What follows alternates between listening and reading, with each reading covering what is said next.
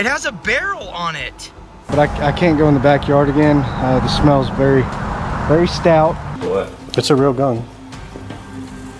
Is it really? It's not a cap gun or anything? Во-во-во, прям вообще хорошо слышно.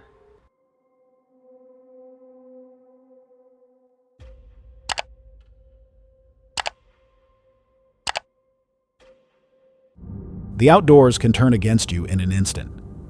You might head out expecting a peaceful camping encounter, only to face a situation no camera can prepare you for. These creators simply went outside to film, but their trips quickly fell apart. From desperately calling for help while plummeting from the sky to stumbling upon a hidden crime scene, these are real, unexpected nightmares captured on tape. If your adventure suddenly became a fight for survival, what would you do? On that critical day, YouTuber Anthony Vella had been preparing for this moment for a long time. In a video uploaded on April 27, 2024, he stepped into his Paramotor, a personal flying device, and rose into the air for a short moment. Everything felt just like he had imagined it would. Then something shifted, and the machine started acting in ways he could not control. The realization struck him quickly. He was going to crash, and there was nothing he could do to stop it. He hit the ground hard. Man! 48 miles per hour! Come on, baby! Oh!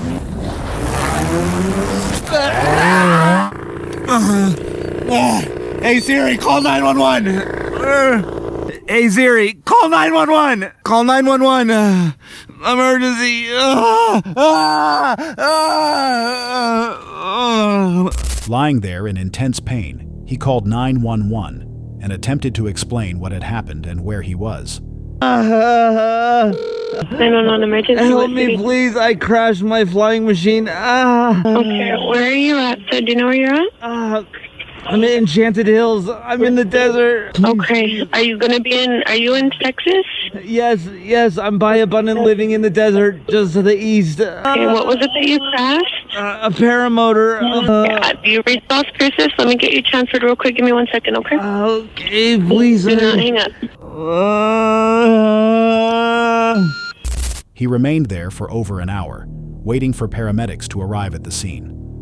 Thankfully, a good Samaritan showed up just a few minutes after the crash and managed to remove the paramotor from him. He was quickly brought back to a stable condition, but suffered a broken neck, back and pelvis, and a shattered right arm. It appears the crash was caused by a small tension knot that he failed to notice, which caused the glider to collapse mid-flight when it caught. If the Good Samaritan had not stopped, or had only slowed down, seen someone lying on the ground surrounded by debris, and decided it was too dangerous to get closer, Anthony would have remained there in the field with a broken neck, unable to move, with the paramotor weighing down on him. He would have been waiting alone for over an hour in an open field, and that could have cost him his life even before emergency help arrived. Maybe small details matter more than they seem, and sometimes help comes from unexpected places. But what would have happened if no one stopped?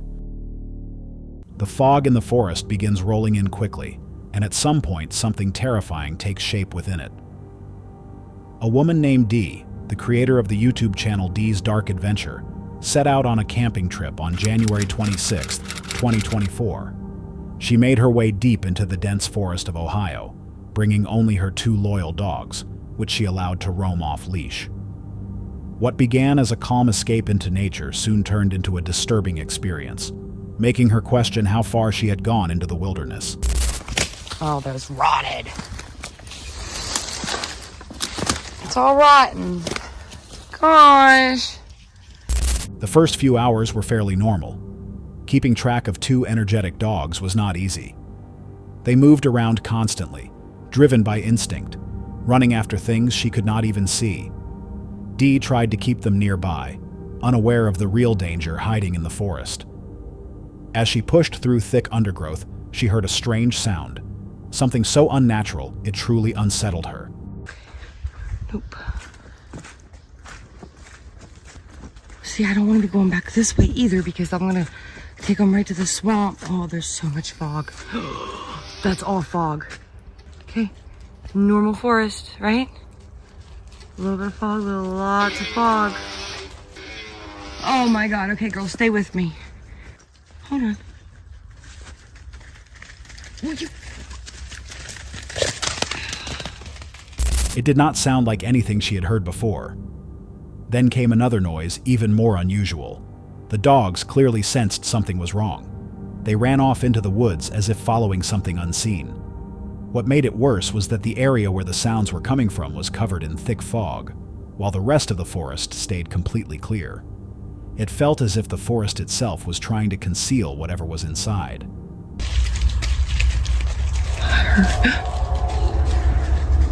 Okay. Yep. Okay. Everything's fine. Why? There's no fog. None. But right there, tons of fog. Just in that circle. Look at it.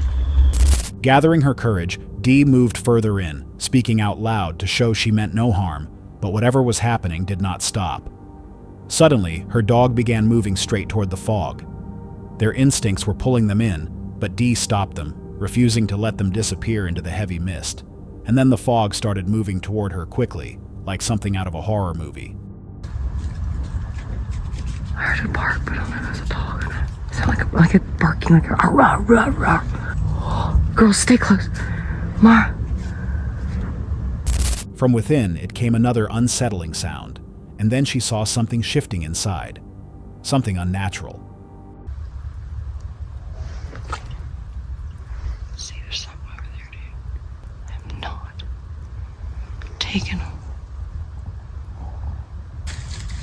Something moving.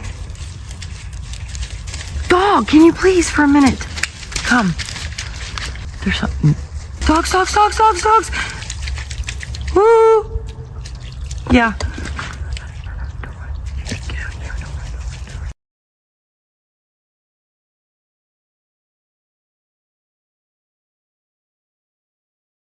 Let's go, now. We're leaving.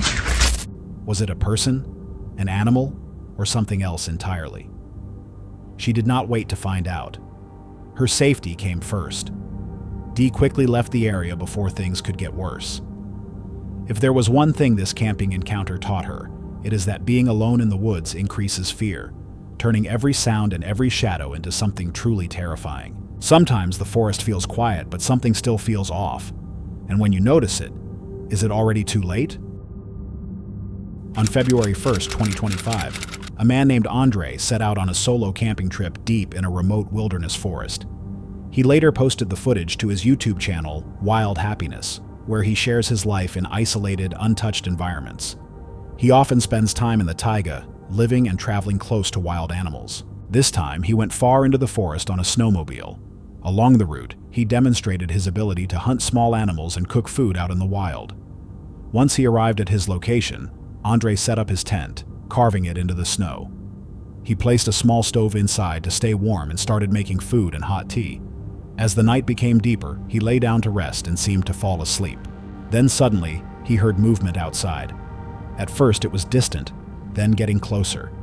Soon there were soft cries and howling sounds. It became obvious that a group of wolves was circling his camp.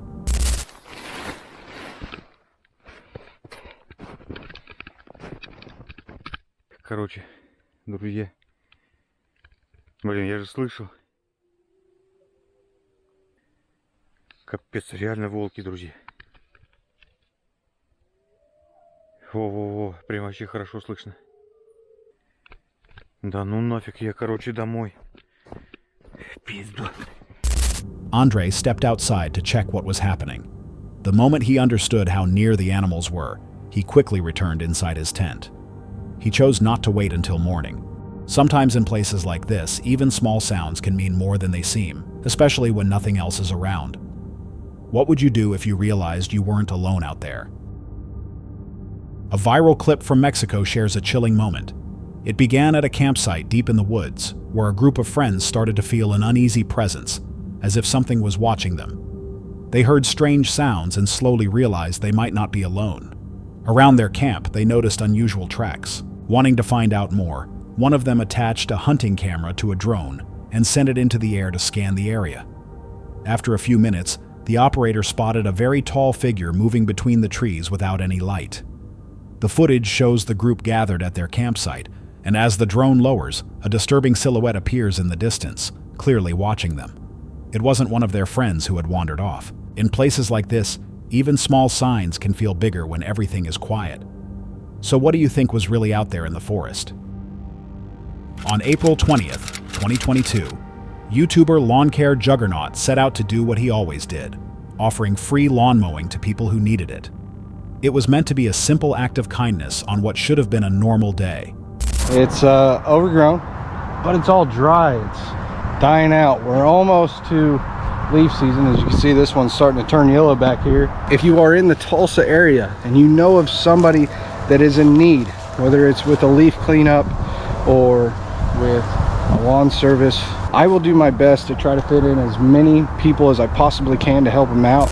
He noticed an abandoned house nearby and decided to take care of it. No one answered the door, so he went to a neighbor to ask for permission to clean up the property.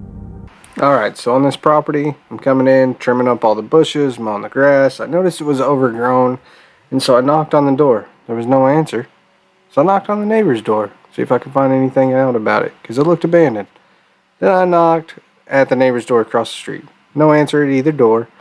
And then over to the property on the right, car pulls up, and it ended up being the resident over there. And I talked to him. He said, well, I think that house was foreclosed on. I haven't seen anybody coming and going for a while. And so at that point, I just figured, whatever, it's abandoned. I'm going to come knock it out, make some content for you guys. Once he had permission, he got started. He cut through leaves and cleaned the yard like any other job, but as he moved toward the back of the property, something felt off. He began to notice a strong smell, the kind that lingers and does not fade. He immediately sensed something was wrong and decided to contact authorities.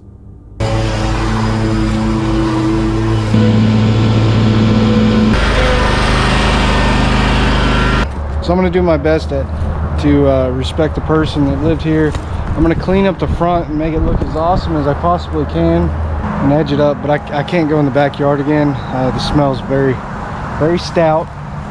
I assume somebody knows because the windows are all open, and I assume they're airing out the house, but I will go ahead and notify authorities and just say, hey, I was at this property. I smelled a strong smell of death at the house. You might just want to do a check.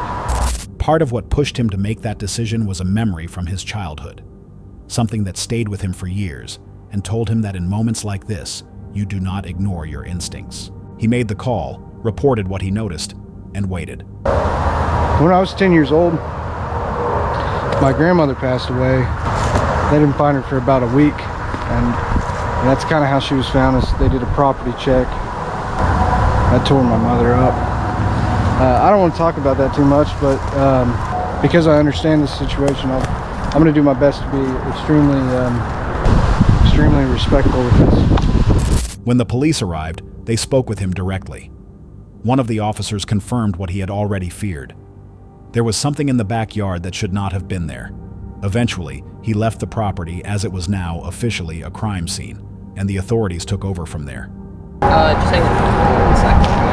So, the person inside is deceased.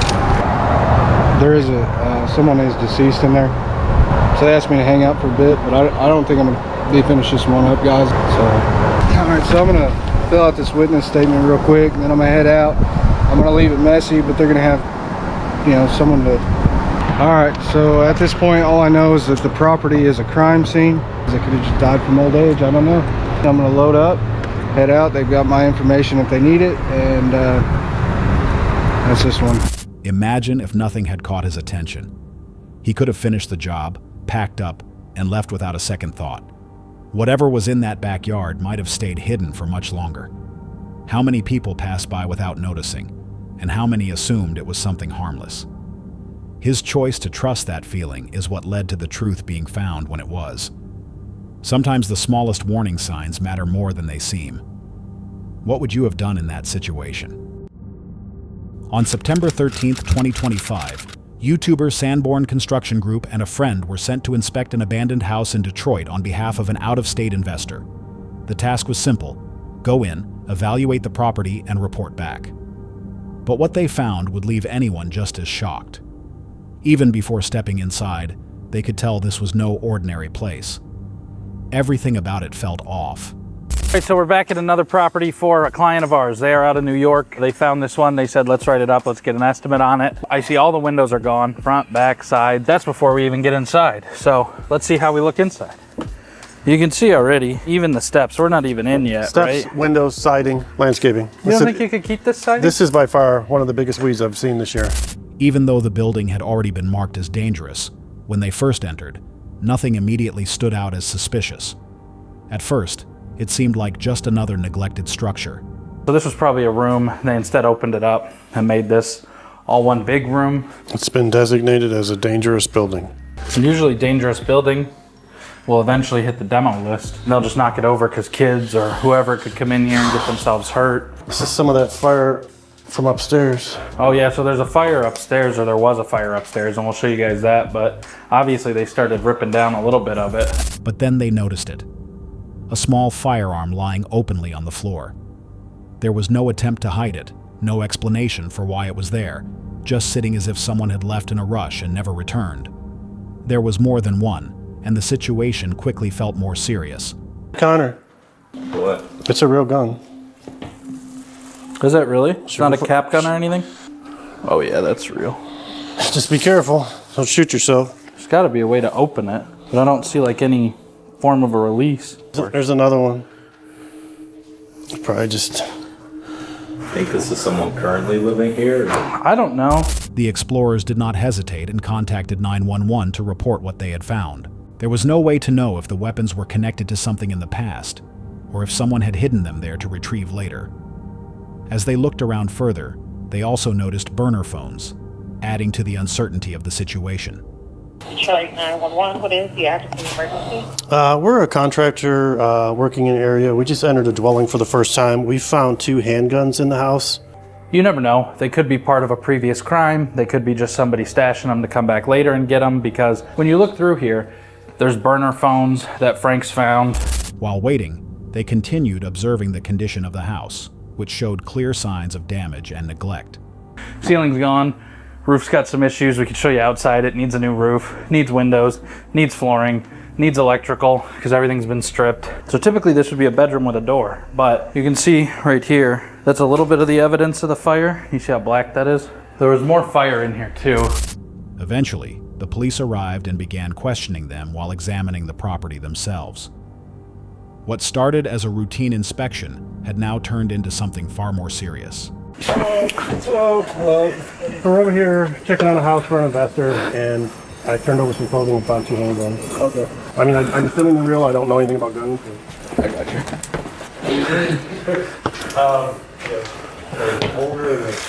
I'm assuming they'll take it back to the shop. From there, they'll do some kind of test on it, fingerprint or bullet or something, I don't really know. See if it's linked to anything that they have open in their system, I would guess. And the amount of houses we've done, I'm surprised this is... I wonder how many we've scooped up and thrown away. And not noticed? Yeah. Who knows? I mean, when walls come down and stuff. Imagine if they had ignored it, or simply moved it aside and kept going. 2 people inside a condemned building, unknowingly handling what could have been evidence. It could have been loaded, or tied to something much worse hidden somewhere else in the house. The moment they touched it, they became part of whatever story that place was holding. Sometimes the safest choice is to stop, step back, and let others take over. In situations like this, small decisions can change everything. What would you have done if you were in that house? An internet personality and outdoor explorer known as Vincent Sear decided to go on a short camping trip at sea on a boat. But the trip did not go as expected. At some point, he lost control of the boat due to strong waves, and when he realized he was stranded in the middle of the ocean, he immediately called for rescue. I'm on Lake Travis right now, sailboat. Sail has gone down. The conditions are really bad right now. Bob winds. Bob winds. We're outside of Bob winds. Hi, I'm at Lake Travis right now, outside of winds. Our sailboat has lost control. We do not have control. Hey! Think about it this way. If Vincent didn't have a phone, if the battery had run out, or if the signal had cut off before the call connected, he would have been completely alone on that boat, drifting farther away with no way to contact anyone. The ocean doesn't care who you are or how many people follow you. It doesn't pause, and it doesn't give second chances. Sometimes the difference between a story you tell later and something much worse comes down to a single signal bar. In his case, he had it, and that changed everything. Out there, small things can decide how a situation ends, even when everything else feels out of control. Would you have been ready if that signal wasn't there? On January 24th, 2025, an Italian YouTuber named Clement began a road trip across Italy to explore a series of abandoned locations. From the very start, however, the trip did not go as planned. On the first day, Clement and his team reached an abandoned villa they had been eager to explore. After a long walk of nearly an hour to get there, they realized that most of the structure had been sealed off. The main parts of the villa, including the areas they were most interested in documenting, were blocked and completely inaccessible. Mais impossible de trouver un trou pour se glisser et pouvoir visiter ce manoir qui, nous le savions, était rempli de vestiges. Even so, the trip was not a total loss. While walking around the property, they managed to find a small annex connected to the main villa that was still open. The following day brought a completely different surprise. While driving toward another destination, the team spotted an abandoned building sitting quietly along the road. Curious, they stopped to take a closer look. Inside, the place seemed frozen in time. Plants were growing through cracks in the walls, and piles of documents and old records were scattered across multiple rooms. Ouais, c'est des archives, mais regardez la végétation qui pousse et qui rentre dans le bâtiment, quoi. Mais c'est fou parce que j'ai poussé la porte, c'était même pas bloqué. J'ai ouvert la porte, quoi, en fait, tout simplement. Le comble du comble. Moi, j'étais persuadé que c'était l'école abandonnée. Ça ressemble vachement, hein, comme bâtiment. The most unusual feature was hidden beneath the building. As they explored further, they discovered a network of underground tunnels running below the structure. Ce sont ces tunnels qui, je pense, devaient relier ces bâtiments entre eux. Bien que je n'ai pas accès à toute son histoire, j'ai l'intuition que celui-ci est lié à la Seconde Guerre mondiale. Mec, c'est une dinguerie. Ouais, c'est sous l'eau aussi. Ah ouais, c'est ça, c'est un tunnel. Et mec, c'est un tunnel. Des bouts de fer qui sortent de... Vas-y, passons la caméra. Et en fait, c'est un tunnel, c'est ça, c'est un souterrain qui devait relier les deux bâtiments. J'essaie de passer la caméra pour que vous voyez. On va pas y aller, mais c'est vraiment, je pense, un tunnel qui reliait les bâtiments. J'aimerais bien trouver une date. Based on the design and historical details around the site, Clement believed the location might date back to the World War II period, when Italy was under the rule of Benito Mussolini. Although the exact purpose of the building remained unclear, the presence of the tunnel suggested it may have once served a strategic or administrative function during that time. However, the most unsettling moment of the trip happened when the team explored an abandoned psychiatric hospital. While moving through one of the rooms, they came across what appeared to be traces of blood. The discovery immediately alarmed them and later raised many questions from viewers after the footage was shared online. Et enfin, la soirée va se terminer par une macabre découverte dans l'hôpital psychiatrique. Et suite à cette découverte, beaucoup se sont demandé si j'avais prévenu. Instead of calling authorities directly, he sent an email explaining that he and his team were tourists who had found something suspicious inside an abandoned hospital. He attached photos of what they saw and used translation tools to write the message in Italian. Despite sending the report, he never received a reply. It remains unclear whether authorities quietly looked into it, were already aware, or simply dismissed it as staged. Either way, it was a disturbing way for the trip to end. Sometimes small details like a sealed building or a hidden tunnel can hint at a deeper story. But not everything gets a clear answer. What do you think was really going on in that place? This one is a little different. YouTuber Connor was streaming from outside his own home when he noticed something that made him stop. A man nearby was holding an object that, from a distance, looked like a weapon. The man appeared to be living rough, and whatever he had in his hand did not make Connor feel safe. Connor kept watching, going back and forth in his mind. Maybe it was nothing. Maybe he was overthinking it. But the longer he observed, the harder it became to ignore what he was seeing. Dude, is that a gun? He has a gun. Is that a gun? He was just aiming the at me, dude. No. That's not a stick. That's not a stick. Bro, he's aiming it. Look. It has a barrel on it. Look. That is definitely a gun. At some point, he reached his limit. Whether the man actually had a dangerous weapon or not, the situation felt suspicious. He decided to do what he believed any responsible person would do in that moment and call the police. He's like, aim. Nah, I'm calling it. Hi, yeah, I'm just calling because there's like a, it's like a homeless dude with a gun. He's like aiming it at like apartments and like cars passing by right here. I'm on Vernon, west of Avalon on Vernon. Not long after, officers arrived at the scene to handle the situation. Yeah, west of Avalon on Vernon. He's in the middle of the street now, walking to the west side of the street. And he's hiding behind like a Honda minivan.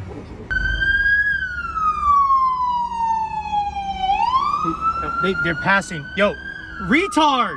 Okay, they don't even want to listen to me. Okay.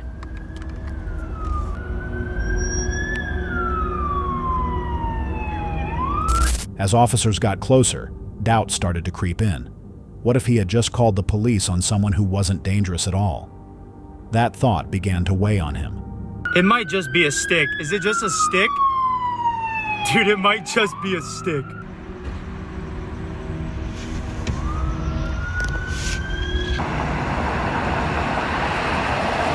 I mean, no, it can't be a stick. They're putting him in cuffs.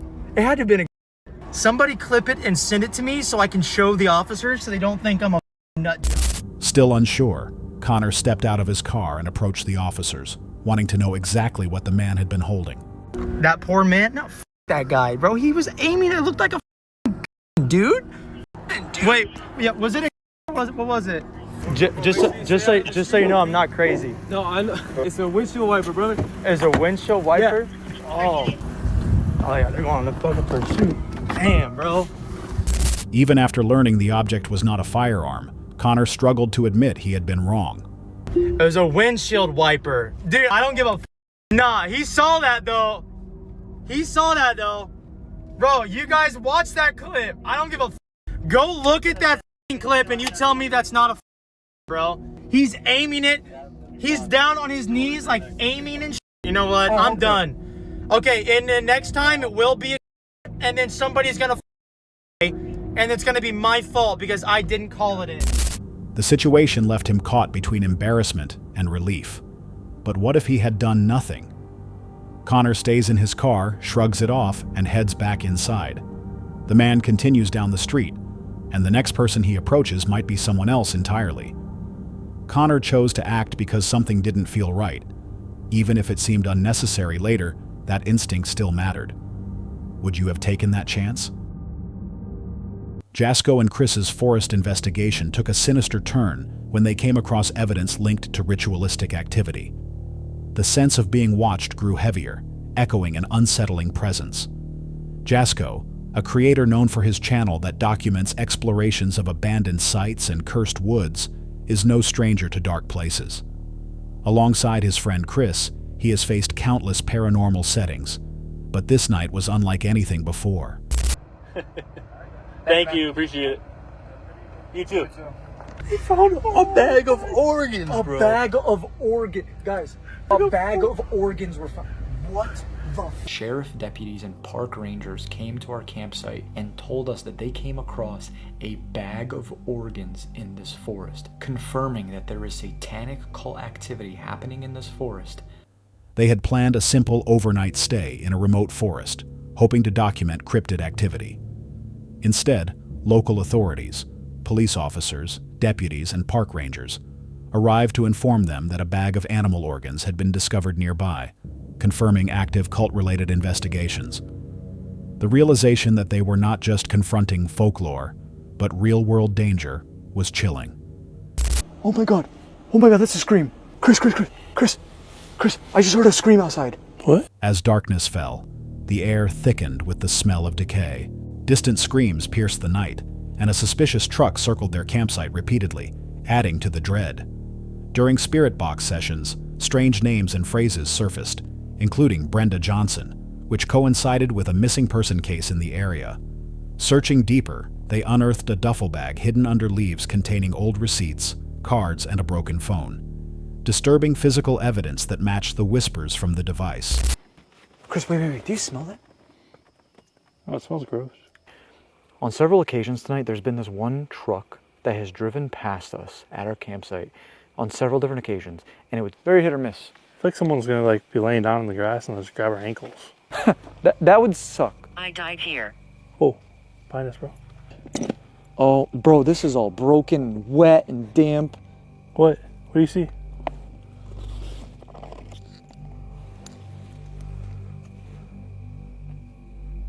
McDonald's cards? Arch card? What is an arch card? I don't know. What's like Does clear? McDonald's have a bank? Maybe like employees or something? 2007, it says. I've never seen that before. That's so weird. Arch cards. Okay. Oh. Sorry. Oh shit, Chris? Bro, listen. Ah! Oh! That was a goose, I think. Chris, there's a receipt here. Holy shit. Oh my god, there's a date. Hold on. Bro, January 26th, 2008. Fatal conditions. Are you hearing what I'm hearing?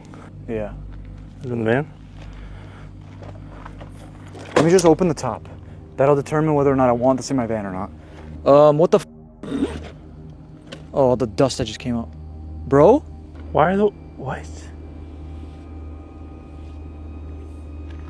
Okay. Dude. Stop.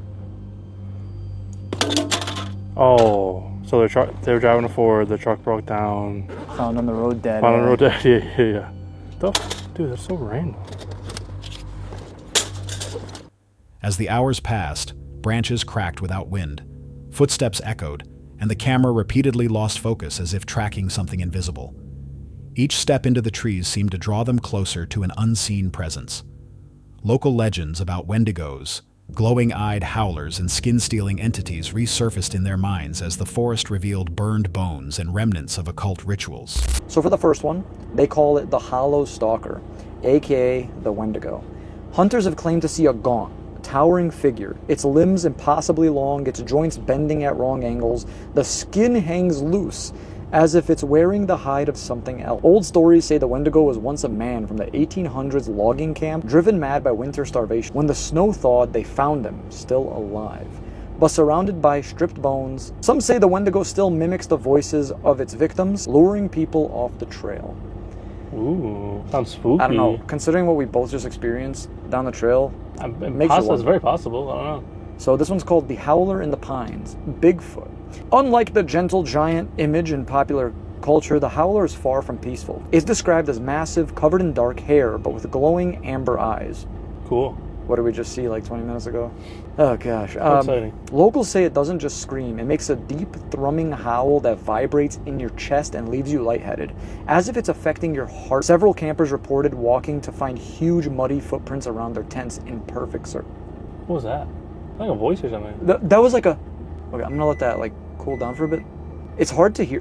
It smells incredible. It's hard to hear sometimes because the Jenny is so loud, but fuck, we'll keep our ears clean. That's not what I meant. You clean my ears?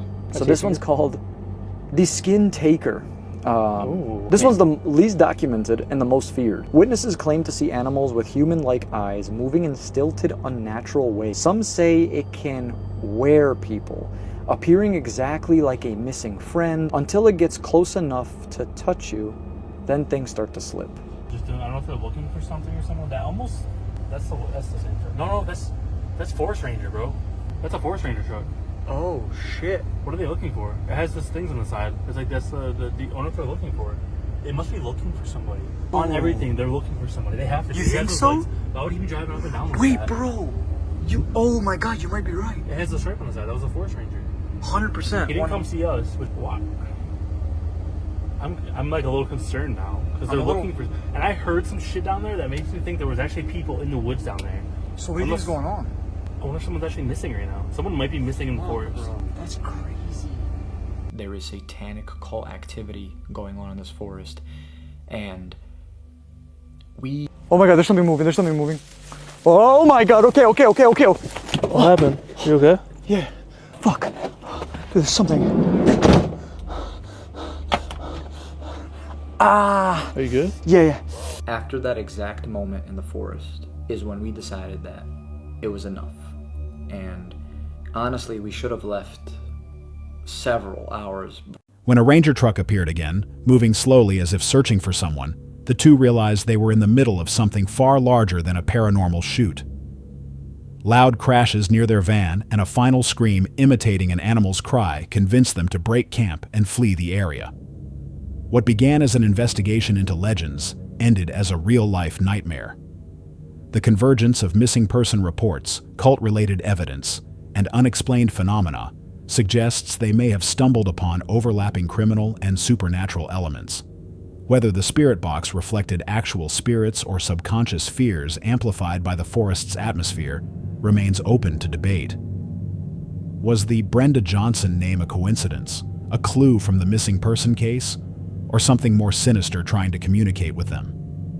And what, or who, was circling their campsite that night? That's all for tonight's video. Which encounter gave you chills? Let us know in the comments below. Got your own experience? We want to hear it. And whatever you do, don't miss what's coming next.